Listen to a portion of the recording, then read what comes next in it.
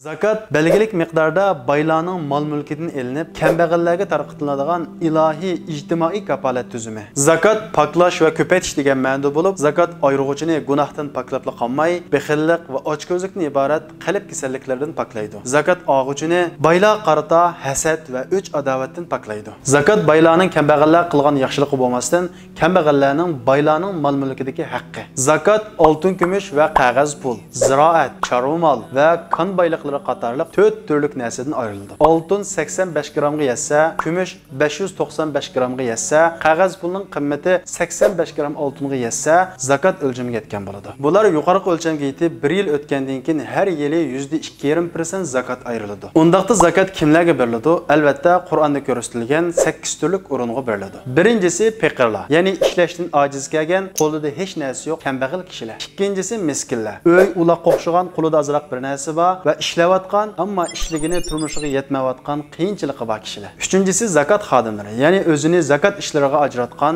zakat xizmatchilarini ko'rsatadi. Yuqoridagi 3 turlik kishilarga 1 yillik turmushi qamdalg'udek miqdorda zakat beriladi. To'rtinchisi islomning illiqligini yetkazish orqali qalbini moyil qilish ko'zda tutilgan kishilar. Bular 3 turlik bo'ladi. Birinchisi kofirlar. Islomning illiqligini yetkazish orqali qalbini islomga moyil qilish uchun bularga zakat beriladi. Ikkinchisi nachar kishilar. Bularning yomonligidan saqlanish uchun zakat beriladi. Uchinchisi islomga kirgan, lekin qalbi islomga mustahkam bekilmagan kishilarga qalbini islomga bekitish uchun islomning illiqligini yetkazib, ularga zakat beriladi. Beshinchisi qullarni qulluqdan ozod qilish uchun zakat beriladi. Oltinchisi qarzdorlar. Har xil sabablar bilan qarz kirib qolgan kishilarga zakat beriladi. Yettinchisi Alloh yo'lidagi kishilar. Bular 3 turlik bo'lib, birinchisi mujohidlar. Ikkinchisi iqtisod tufayli yarim yo'l to'xtab qolgan haj qilguvchilar. Uchinchisi o'zini o'qishga atagan o'quvchilar. Bir-birlik ulamolar barliq yaxshilik yo'llariga o'zini ajratgan kishilar 7-tur bo'lgan Alloh yo'lidagi kishilar turiga kiradi deb qaraydi. 8-si yo'lda qolgan kishilar. Garchi mol-mulki bo'lsa-mu, har xil sabablar tufayli iqtisoddan uzilib ketgan kishilar. Bularning hozirgi holati ko'zda tutilib, zakatdan